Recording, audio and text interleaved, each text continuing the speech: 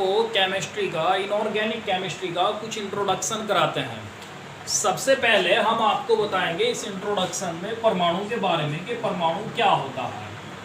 परमाणु को हम इंग्लिश में एटम कहते हैं। आप इसे एटम बम वाला एटम ना समझ लेना, ये यहाँ पर एटम अलग है, परमाणु अलग है। तो सबसे पहले हम बताएंगे कि परमाणु क्या होता है। किसी भी पदार्थ का सबसे छोटा कण परमाणु कहलाता है। कोई भी पदार्थ हो उसका सबसे छोटा कण क्या कहलाएगा? परमाणु कहलाएगा। परमाणु स्वतंत्र अवस्था में नहीं रह सकता, मतलब उसका अकेले का कोई अस्तित्व नहीं है। वो किसी पदार्थ के अंदर ही उपस्थित रह सकता है, वहाँ पर उसका अस्तित्व होता है और वो किसी भी रासायनिक अभिक्रिया में भाग ले सकता है। जैसे मैं ये बात करता हूँ कि ये इसकी मार्कर की प्लास्टिक हो गई। अब हम ये कहेंगे कि ये भी बहुत छोटे छोटे कणों से मिलकर बनी है जो हमें खुली आंखों से दिखाई नहीं दे सकते। तो इस मार्कर का जो सबसे छोटा पार्टिकल है, जो सबसे छोटा कण है, वही क्या कहलाएगा? परमाणु कहलाएगा। अगर हम इसके एक परमाणु को, इस प्लास्टिक के परमाणु को अलग कर दें, ठीक है, तो उसका कोई अस्तित्व नहीं होगा कि हमें वो दिखाई भी नहीं देगा। इसी तरह से ये लकड़ी हो गई, ये लकड़ी का एक गुटका हो गया, डस्टर का जो हो गया, इसके अंदर भी बहुत छोटे छोटे कण हैं। वो जो इसका सबसे छोटा कण हो गया वो क्या कहलाएगा? इसका एक परमाणु कहलाएगा। इसी तरह से आयरन का एक पीस हो गया, लोहे का कोई एक पीस लेंगे, उसका जो सबसे छोटा पार्टिकल होगा वो क्या कहलाएगा? परमाणु कहलाएगा। तो आप परमाणु को समझ गए होंगे इसे। तो अब इसी तरह अब हम लेंगे टोटल प्रकृति में जो परमाणु है वो 118 परमाणु है, क्योंकि 118 तत्व हैं, 118 प्रकार के ही तत्व पाए गए हैं। टोटल जो अब तक प्रकृति में खोजे गए हैं, इनमें प्राकृतिक कुछ है जो टोटल मिले हैं अब तक, जिनकी खोज हो चुकी है, वो 118 है। तो 118 प्रकार की परमाणु है, इससे अधिक प्रकार के कोई भी परमाणु नहीं है इसमें, जिसमें हाइड्रोजन, हीलियम, लिथियम, बेरिलियम वगैरह भी है। अब एक और लेते हैं तत्व, इसे हम कहते हैं इंग्लिश में एलिमेंट। यानी तत्व या एलिमेंट क्या होंगे? थोड़ा सा इन दोनों में डिफरेंस समझना होगा। बच्चे अक्सर कंफ्यूज रहते हैं कि परमाणु और तत्व में क्या डिफरेंस है। अगर बात करेंगे हम तत्व की, तत्व क्या होता है? एक समान प्रकार के परमाणुओं का समूह वो तत्व कहलाता है।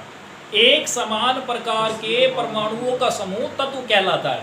अभी मैंने आपको बताया था एक एग्जांपल कि आयरन हो गया, यानी लोहा हो गया, लोहे का जो सबसे छोटा कण होता है वो परमाणु होता है। अगर लोहे के उन छोटे छोटे कणों को, यानी लोहे के बहुत सारे परमाणुओं को एक जगह मिला दिया जाए, एक जगह ग्रुप कर दिया जाए, यानी एक समूह बना दिया जाए, तो आप देखोगे कि लोहे का एक पीस बन जाएगा, आयरन का एक पीस बन जाएगा, ठीक है, आयरन का एक टुकड़ा बन जाएगा। वही क्या कहलाएगा? तत्व कहलाएगा। तो एक बात ध्यान में रखनी है, जब तत्व की बात होगी तो इसका मीन्स है कि वो क्या हो गया? परमाणुओं का समूह हो गया, मतलब उसके अंदर बहुत सारे परमाणु उपस्थित है जो एक ही तरह के हैं, एक समान प्रकार के हैं।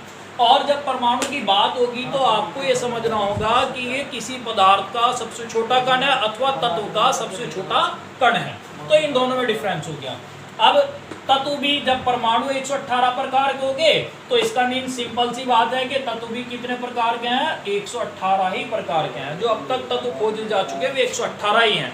इनमें से आप 20 तत्व तो सिंपली सभी याद रखते हैं, 9th 10th 11th 12th class वाले, आजकल तो 6th 7th 8th में भी स्टार्ट हो जाते हैं। Hydrogen, helium, lithium, beryllium, boron, आप इन्हें कहीं बुक में से लर्न कर सकते हो, जहां से आपको मिल सकते हैं। कम से कम 30 तत्वों के नाम आपको याद होने चाहिए और उनके परमाणु क्रमांक भी याद होने चाहिए और उनके प्रतीक भी याद होने चाहिए।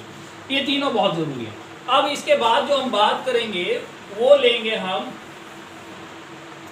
आयन या मूलक के बारे में, कि आयन या मूलक क्या होते हैं। आयन या मूलक,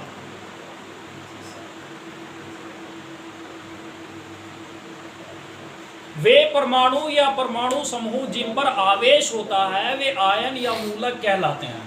जैसे हमने एक परमाणु लिया Na परमाणु का नाम होता है सोडियम।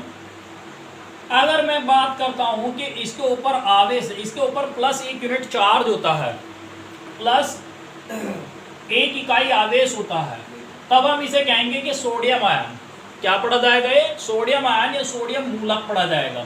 अगर इस पर ये कोई भी आवेश नहीं है तो हम इसे पढ़ेंगे खाली सोडियम परमाणु या सोडियम तत्व पढ़ेंगे। इसके ऊपर अगर क्या लिखा हुआ है प्लस का साइन आ गया तो क्या पढ़ा जाएगा अभी, ये सोडियम आयन या सोडियम मूलक। इसी तरह से ये होता है कि Mg पॉजिटिव 2 हो गया, मैग्नीशियम आयन हो गया। इसी तरह से ये हो गया Ca पॉजिटिव 2 हो गया, कैल्शियम आयन हो गया। इसी तरह से SO4 नेगेटिव 2 हो गया, ये सल्फेट आयन हो गया। इस पर इसमें एक सल्फर का परमाणु होता है और 4 ऑक्सीजन के परमाणु, मतलब ये हो गया परमाणुओं का समूह। इस पर 2 यूनिट चार्ज होता है, वो भी नेगेटिव सल्फेट पर ही, तो ये सल्फेट आयन हो गया। तो अब मूलक भी 2 प्रकार के होते हैं, आयन भी 2 प्रकार के होता है। एक तो होता है धनायन और दूसरा क्या होता है ऋणायन। आयन कितने प्रकार के होते हैं, 2 प्रकार के। एक तो होता है धनायन और दूसरा कौन सा होता है, ऋणायन। तो मैं यहाँ पर 5-4 धनायनों के सिंबल लिखूंगा और 5 या 4 ही ऋणायनों के सिंबल लिखूंगा और इनसे आपको फॉर्मूला बनाना सिखाऊंगा। धनायन में जैसे कि सबसे पहले हमने ले लिया ये Na पॉजिटिव हो गया, इसका जो नाम होता है वो सोडियम होता है। इस धनायन का नाम क्या हो गया, सोडियम। इसी तरह से K पॉजिटिव हो गया, इसका जो नाम होता है वो पोटेशियम होता है।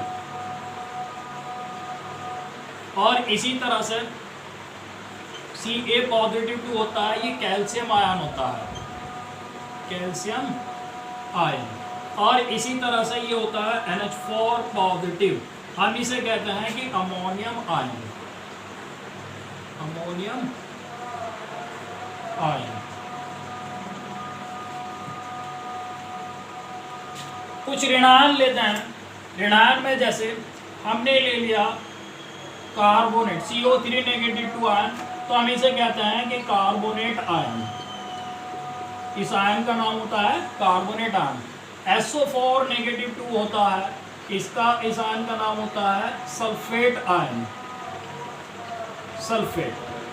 और इसी तरह से SO3 नेगेटिव 2 होता है, इसका नाम होता है सल्फाइड। और इसी तरह से HCO3 नेगेटिव होता है, ये होता है बाइकार्बोनेट, बाइकार्बोनेट। तो बहुत सारे ऋणायन हैं और बहुत सारे धनायन भी हैं। कुछ ही हमने इसमें धनायन लिए और कुछ ही ऋणायन लिए। एक आधा और ले लेते हैं ऋणायन में, हैलोजन ले लेते हैं। F नेगेटिव होता है, ये तो होता है फ्लोराइड। इसी तरह Cl नेगेटिव होता है, ये क्लोराइड होता है। Br नेगेटिव होता है, ये ब्रोमाइड होता है। ये I नेगेटिव होता है,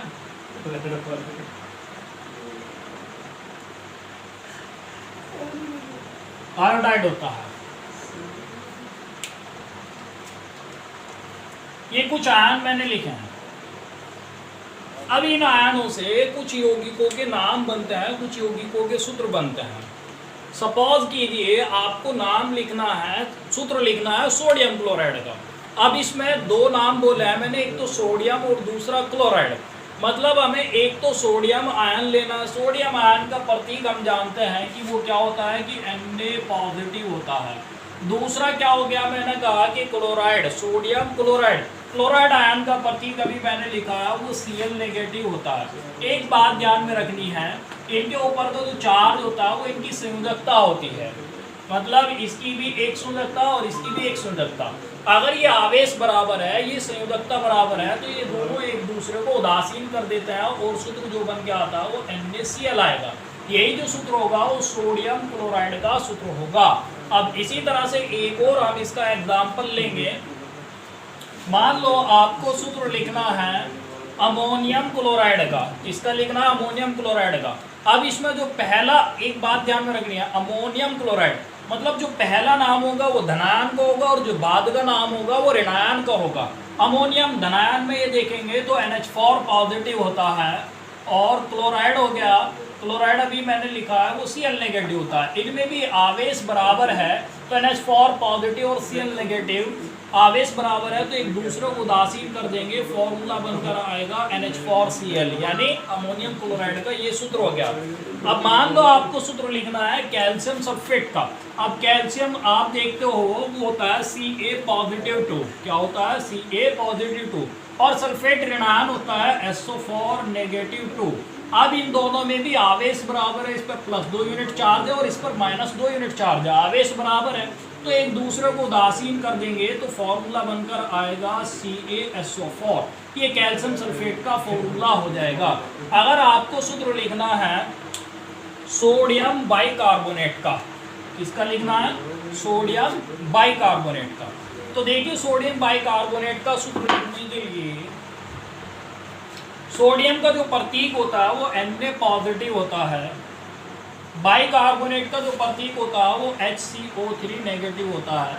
इनमें भी आवेश बराबर है तो एक दूसरे को उदासीन कर देंगे तो ये बन जाएगा NaHCO3। तो अभी तक हमने जो एग्जाम्पल लिए हैं वे लिए हैं कि जिनमें आवेश बराबर हो, धनायन का और ऋणायन का।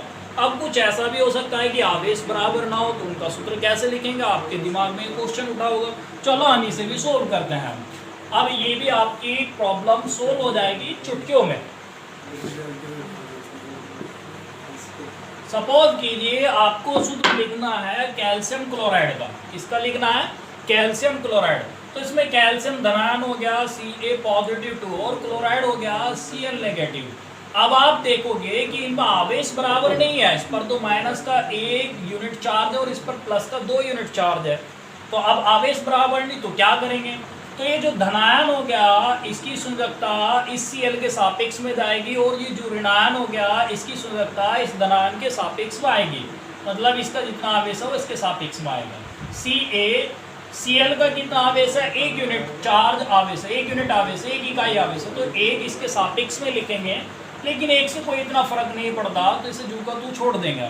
दूसरा इसके बाद Cl है, Cl के सापेक्ष में Ca पर कितना आवेश है, 2 यूनिट आवेश है तो 2 यहाँ पर आ जाएगा, मतलब CaCl2 ये फॉर्मूला बन जाएगा। अब इसी तरह से अगर मान लो आपको फॉर्मूला लिखना है अमोनियम सल्फेट का, किसका लिखना है, अमोनियम सल्फेट। अमोनियम तो हो गया NH4+ और सल्फेट हो गया SO4-2। अब आप देखोगे कि इनमें भी आवेश बराबर नहीं है, इस पर तो +1 इकाई आवेश है और इस पर -2 इकाई आवेश है। तो अब इसके जो ऋण मूलक हो गया, जो ऋणायन हो गया, इसका जो आवेश है वो धनायन के सापेक्ष में जाएगा और इसका आवेश ऋणायन के सापेक्ष में जाएगा, मतलब NH4 के सापेक्ष में ये 2 आएगा। अब हमें ऐसे नहीं लिखना है, पूरे के सापेक्ष में लिखना है तो होल कर देंगे हम इसे, यानी ब्रैकेट लगा देंगे और नीचे लिखेंगे। इसे पढ़ा जाएगा NH4 का होल ट्वाइस और ये बन जाएगा SO4। इस सारे के सापेक्ष में 1 इकाई आवेश है तो 1 लिखेंगे, 1 से कोई इतना फर्क नहीं पड़ता तो हम इसे छोड़ देते हैं इस तरह से लिखकर। NH4 का होल ट्वाइस SO4। ये आप जानते हो अमोनियम होता है और ये आप जानते हो कि सल्फेट होता है, ये अमोनियम सल्फेट का फॉर्मूला हो गया। ये इस तरह से हम फॉर्मूले बना सकते हैं। इसके लिए आपको धनायन और ऋणायन याद करने होंगे, मैं आपको नोट्स में भी प्रोवाइड कराऊंगा धनायन और ऋणायनों के नाम और उनके प्रतीक, तो आपको अच्छी तरह से याद करना है ताकि इसका बहुत बड़ा फायदा होता है, बहुत बड़ा बेनिफिट भी होता है इसका। जो आयनिक अभिक्रिया होती है, जो आयनों पर डिपेंड अभिक्रिया है, वो इन्हीं के अनुसार होती है। आज के लिए इतना ही काफ़ी है।